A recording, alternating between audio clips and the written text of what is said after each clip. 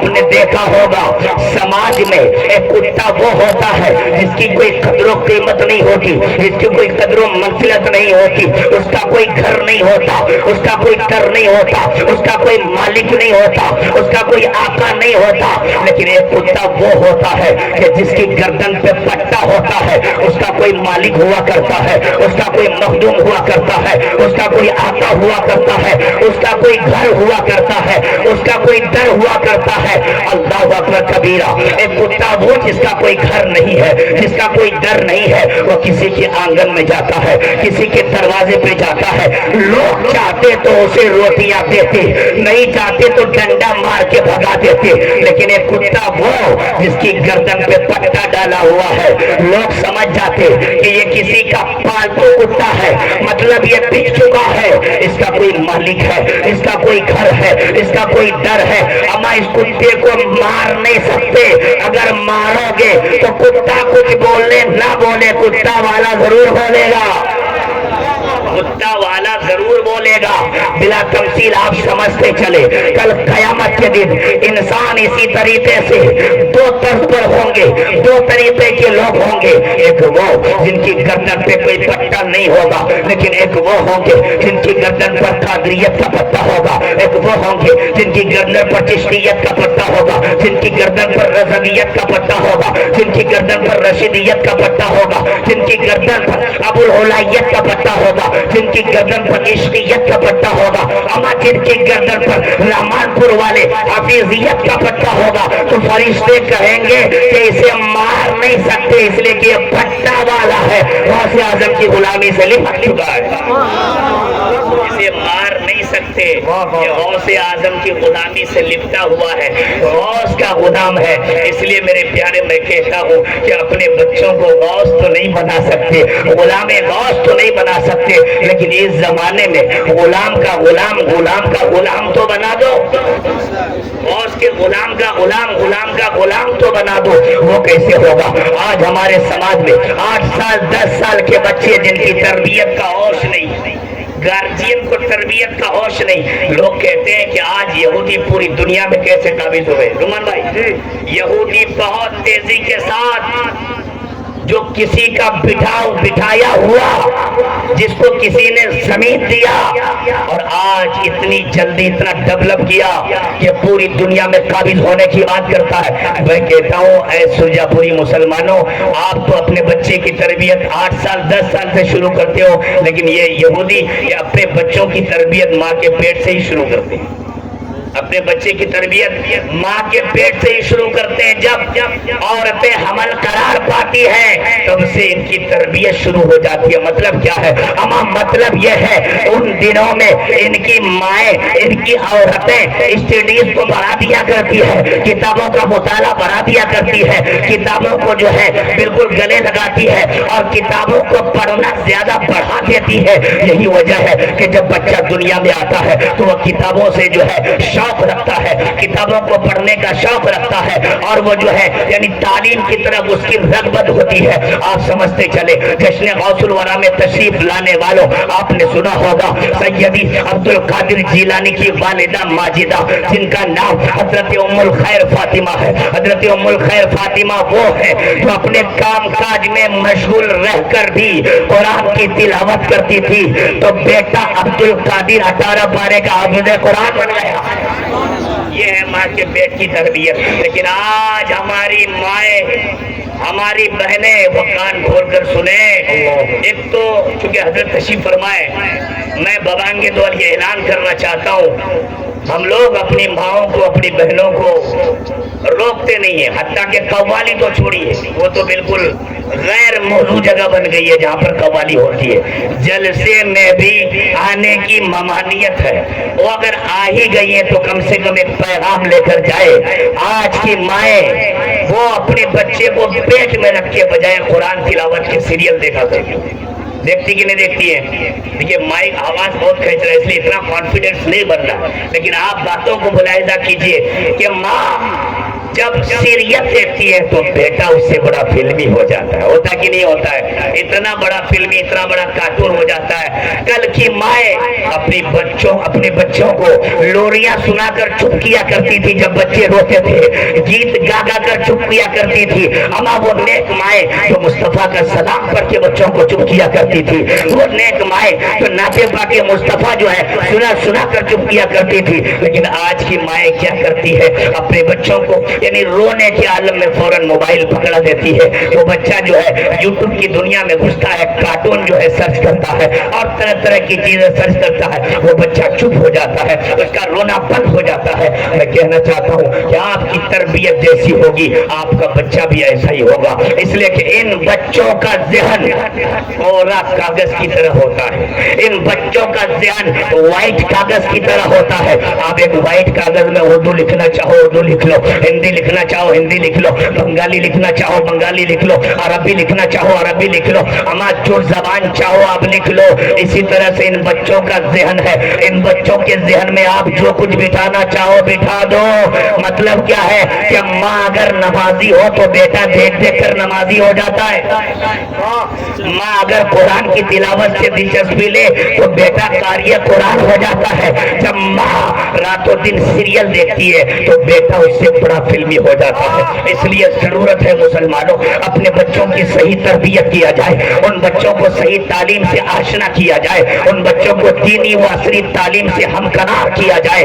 मैं आपको बताना चाहूंगा इस्लाह मुआशरा के हवाले से अल्लाह ने पूरे कुरान में 114 सूरतों को नाजिल फरमाया है, 6666 आयतें कुरान में अल्लाह ने नाजिल की है। लेकिन सबसे पहला संदेश, सबसे पहला पैगाम और सबसे पहली वही अल्लाह ने जो मुस्तफा पर नाजिल की है वो वही कौन सी है? वो तालीम की वही है। सुभान अल्लाह। वो मैसेज कौन सा मैसेज है? जबकि उस जमाने में ऐसा नहीं कि लोग आज गुनाह कर रहे हैं, अमा आज से पहले भी इल्म की सख्त जरूरत थी, आज से 1400 साल पहले भी तालीम की सख्त जरूरत थी। उस जमाने में जिस जमाने में कुरान का नुज़ूल हो रहा है, मुस्तफा गारे हिरा में तशरीफ फरमा है। अल्लाह अकबर कबीरा। वो जमाना कौन सा जमाना था? पूछे आप उस्तादुल असातिज़ा हज़रत अल्लामा कारी सदीक साहब से, वो जमाना ऐसा जमाना, शराब नोशी तो इतनी आम थी, साहिब के मेहमान आए तो शराब, मेहमान जाए तो शराब। जिस तरह आपके घर मेहमान आता है,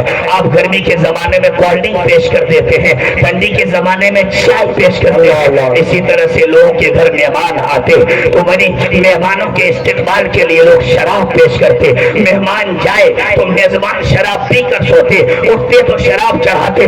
ऐसे माहौल में, जिस माहौल में बच्चियों को जिंदा दरगोर किया जाता था, ऐसे माहौल में, जिस माहौल में बड़े बड़े ताजिर यानी अपने सूद और ब्याज के बुनियाद पर अपनी तिजारत को जो है बढ़ाना चाहता था और बढ़ाता था, ऐसे माहौल में जब कुरान नाज़िल हो रहा है, तकाज़ा वक्त तो यह है कि कुरान जब बोल रहा है तो पहले उन बच्चियों की हिमायत में बोले। कुरान जब बोल रहा है तो पहले शराब पर पाबंदी लगाए। तकाज़ा वक्त तो यह है कि कुरान जब बोल रहा है तो पहले जुआबाजी और सट्टाबाजी के खिलाफ बोले, लेकिन कुरान पहले सट्टाबाजी शराब नोशी के खिलाफ नहीं बोल रहा है। क्यों?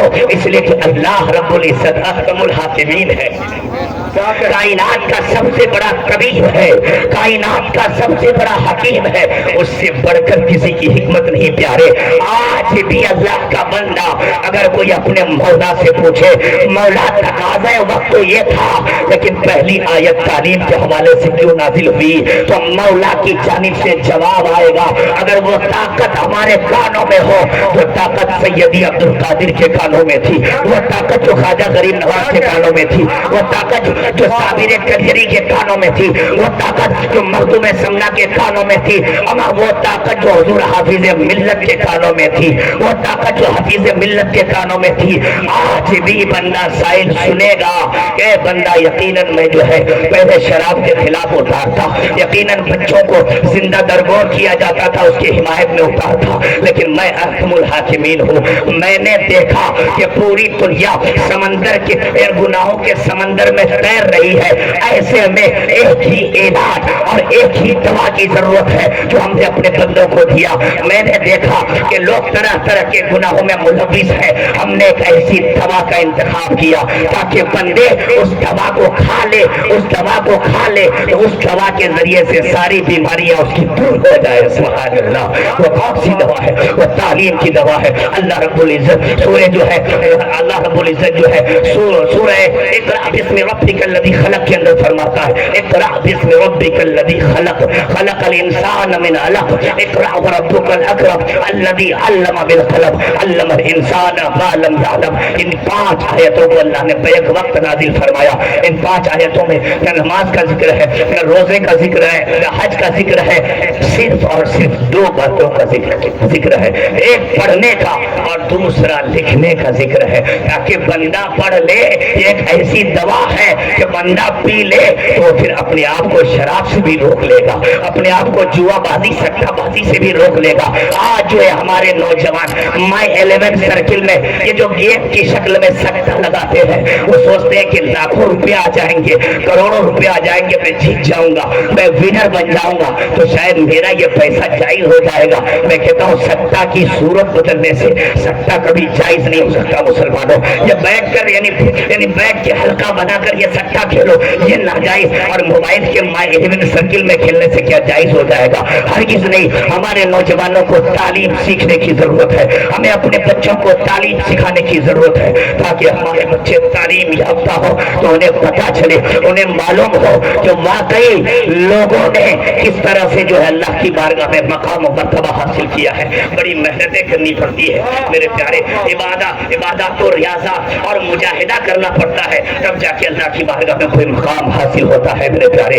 मैं अर्ज कर रहा था, मेरे इमाम फरमाते हैं, तुझसे दर से शक से है मुझको निस्बत, मेरी गर्दन में भी है दूर का डोरा तेरा। इस निशानी के जो सग हैं नहीं मारे जाते, हश्र तक मेरे गले में रहे पट्टा तेरा। और बस आखिरी शेर इसकी तशरीह करके मैं अपनी जगह लूंगा। इमाम कहते हैं, शुक्र के जोश में जो है वो तुझे क्या जाने। और शुक्र किसे कहते हैं शायद आपको भी नहीं मालूम, ये हमारे उलमा सूफिया जानते हैं। विलायत की एक मंजिल है शुक्र, जहाँ बंदा पहुंचकर कुदरत के जलवे को देखकर खुद जो है वो खो जाता है, उसको शुक्र कहते हैं। इमाम कहते हैं, शुक्र के जोश में जो है वो तुझे क्या जाने। खिदर के होश से पूछे कोई रुतबा तेरा, खिदर के होश से पूछे कोई रुतबा तेरा। हजरत खिदर अलैहिस्सलाम से एक वली की मुलाकात हुई, पूछा गया, ऐ खिदर, मकामे गौसियत माफ क्या है? पीछे वाले मकामे गौसियत माफ क्या है? सरकार गौसुल आजम का मकाम क्या है? हजरत खिदर अलैहिस्सलाम कहते हैं कि यानी हजरत अब्दुल कादिर से पहले कोई वलियों में अब्दुल कादिर जैसा ना हुआ और कयामत तक अब्दुल कादिर जैसा हो नहीं सकता।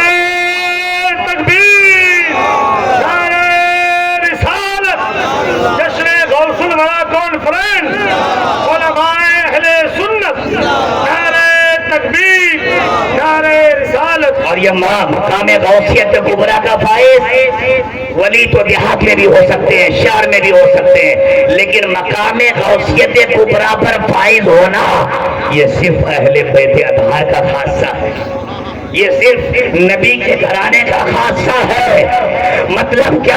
हमारी उम्मत की सबसे पहले कुतुब हजरत सैयदा तैयबा ताहिरा आबिदा जाहिदा आलिमा गैर मुअल्लिमा हजरत फातिमा ज़हरा हुई, सुभान अल्लाह। उसके बाद फिर हजरत मौला अली, फिर उसके बाद हजरत इमाम हसन, फिर उसके बाद हजरत इमाम हुसैन, फिर इमाम ज़ैनुल आबिदीन, फिर इमाम जो है बाकर, फिर इमाम जाफर सादिक, फिर इमाम जो है मूसा कासिम, फिर इमाम अदील रज़ा, फिर इमाम तकी, फिर इमाम फकी, फिर इमाम हसन अस्करी। उसके बाद ये मनसब पर फाइज जो है पीरे पीरा मेरे मेरा सैयदी अब्दुल कादिर जीलानी को ये मकाम मर्तबा मिला है, सुभान अल्लाह। और आखिर में इस मनसब पर हजरत इमाम मेहदी तशरीफ लाएंगे। ये है मकाम गौसियत कुबरा के फाइज लोग। अल्लाह अकबर कबीरा।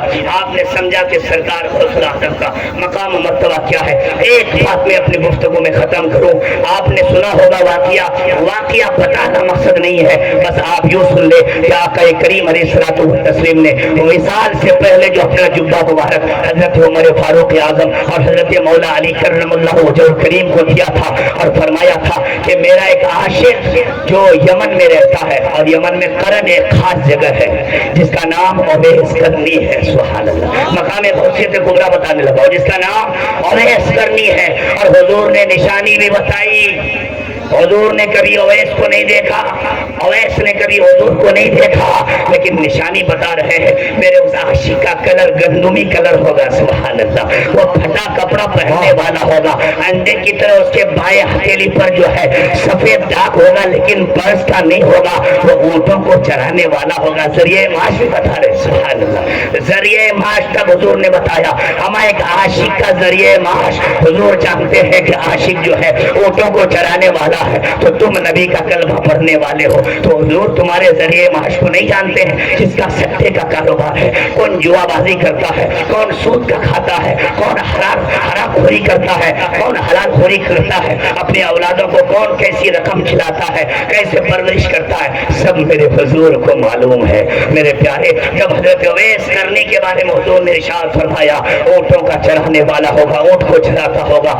अल मुख्तसर आका करीम अलैहिस्सलातु वस्सलाम के विसाल के बाद हजरत उमर फारूक, हजरत अबू बकर सिद्दीक का दौर आया, हजरत अबू बकर सिद्दीक के बाद हजरत उमर फारूक आजम का दौर आया। चले कौन? हजरत उमर फारूक आजम, हजरत मौला अली चले, मुल्क यमन चले, और जो करन वहाँ पर एक खास जगह है, करन पहुंचे, पूछा लोगों से कि अवैस किधर रहते हैं, अवैस का पता बताओ। वहाँ के लोगों ने बताया कि वो बयाबान में ऊंट को चराते हुए मिलेंगे, सुभान अल्लाह। पहुंचे, हुजूर का सलाम पेश किया, इसलिए कि उनसे हुजूर ने फरमाया था कि मेरा सलाम पेश करना, उसके बाद ये जुब्बा मुबारक दे देना, और हुजूर ने इरशाद फरमाया था कि मेरी उम्मत के लिए दुआए मग़फ़िरत भी करवाना, दुआए मग़फ़िरत भी करवाना। अल मुख्तसर जब सलाम पेश किया गया, यानी हज़रत अवैस करनी कहते हैं, ऐ उमर बताओ तो सही, जब हुजूर की ज़बान पे मेरा नाम आया था तो हुजूर की कैफियत कैसी थी? अल्लाह अकबर कबीरा, हुजूर का चेहरा कैसा था? हुजूर मुस्कुरा के फरमा रहे थे, हुजूर किस अंदाज में मेरा नाम ले रहे थे? अल्लाह अकबर। हजरत उमर कहते हैं ऐ अवैस, इतना ही इश्क है तो फिर मदीना क्यों नहीं आ गए? इतना ही इश्क है, नबी की बारगाह में क्यों नहीं पहुंचे? हजरत अवैस कहते हैं ऐ हजरत उमर फारूक, बात दरअसल ये है, मेरी एक पूरी माँ है, माँ, जिस माँ की ममता ने मुझे ये इजाजत न दी कि माँ को छोड़ के, माँ की खिदमत को छोड़ के हुजूर की बारगाह तक पहुंचो। अल्लाह अकबर कबीरा। यहाँ से एक बहुत बड़ा दर्स मिलता है नौजवानों, तुम माँ की खिदमत को छोड़ के पीरों की खिदमत में लगे हुए हो, 10,000 नजराना, 20,000 नजराना पीरों के झोली में डालते हो। मैं कहता हूँ तुम्हारे लिए सबसे बड़ा पीर तुम्हारा बाप है, तुम्हारी माँ है, इसलिए पीरों की खिदमत जरूर ये करो, लेकिन वो बाप जिसको एक गंजी तक, बनियान तक मैसर नहीं होती, माँ को एक साड़ी तक मैसर नहीं होती, अमा एक बरामदे पे पीर साहब की खिदमत हो रही है, दूसरे बरामदे पे जो है माँ तक बांध कर देख रही है, बेटे को तौफीक नहीं होती कि पीर साहब के लिए जो खाना मैं अर्ज कर रहा था कि हज़रत उमर फारूक आज़म कहते अवैस, जब इतना इश्क है तो हुजूर की बारगाह में क्यों नहीं पहुंचे? अल्लाह अकबर कबीरा। हज़रत अवैस करने ने एक बात पूछी हज़रत उमर फारूक आज़म से, ऐ उमर जरा बताओ तो सही, तुम तो यानी सरकार की बारगाह में हर वक्त रहे, लेकिन ये बताओ कि हुजूर के जो भवे थे, भवे वो मिले हुए थे कि अलग अलग थे? अल्लाह अकबर कबीरा। हजरत उमर फारूक आज़म कहते हैं अरे हाँ, हजर में देखा, सफर में देखा, हजर में देखा, मिंबर में देखा, मेहराब में देखा, मकान में देखा, हुजरे में देखा, लेकिन गैरत इलाही के ऐसे पहरे थे कि नजर नहीं उठती, और उठती तो नजर टिक नहीं सकती। अल्लाह अकबर कबीरा। हजरत अवैस करनी कहते हैं सुनो, जब मेरे हुजूर को कोई दूर से देखता तो हुजूर के भवे अलग अलग नजर आते, और करीब से देखता तो मिले हुए नजर आते। सुभान अल्लाह। यानी उम्मती का जो भवे कोई देखे दूर से, आप खड़े हो, दूर से कोई आपका भवे देखे तो मिला हुआ नजर आएगा, और करीब से देखे तो अलग अलग नजर आएगा। लेकिन ये हुजूर की शान है कि दूर से देखे तो अलग अलग, और करीब से देखे तो मिला हुआ। अल्लाह अकबर कबीरा। हजरत अवैस को जुब्बा दिया गया, हजरत अवैस ने जो है जुब्बा मुबारक लिया, सर को सजदे में रखा, और आका करीम अलैहिस्सलातु वस्सलाम की जो फरमाइश थी तो उस आशिक से कहना कि मेरी उम्मत के लिए दुआ करे।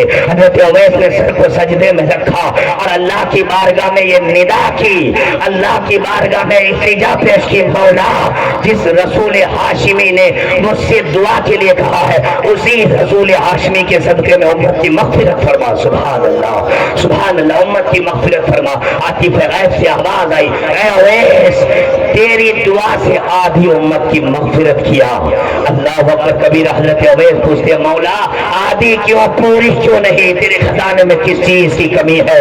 अल्लाह की बारगाह से आवाज आई, ऐ अवैस आधी उम्मत की मग़फ़िरत तेरी दुआ की बरकत से किया और आधी उम्मत की मग़फ़िरत अब्दुल कादिर की शफ़ाअत से करूंगा। सुभान अल्लाह। हज़रत अवैस की चाहत और बढ़ गई कि उनका पता क्या है, वो कब आएंगे, वो अब्दुल कादिर है कौन? अल्लाह ने फरमाया 5वीं सदी में बगदाद की जमीन पर जो है वो पैदा होगा और मिंबर पर बैठकर मेरे हुक्म से ये ऐलान करेगा, कदमी आज़िम अला रक़बति कुल्ली वलीयिल्लाह, मेरा ये कदम हर वली की गर्दन पर है। तो सारे अव्वलीन व आखिरीन औलिया अपनी गर्दन को झुका देंगे, सब कहेंगे कि हाँ मेरी भी गर्दन पर है, मेरी भी गर्दन पर है। हजरत अवैस कहते वो जब कहेंगे तब कहेंगे, जब झुकाएंगे लोग तब झुकाएंगे, उनके लिए मैं अपनी गर्दन को अभी से झुका रहा हूँ। सुभान अल्लाह। ये है मकाम गौसियत माँ।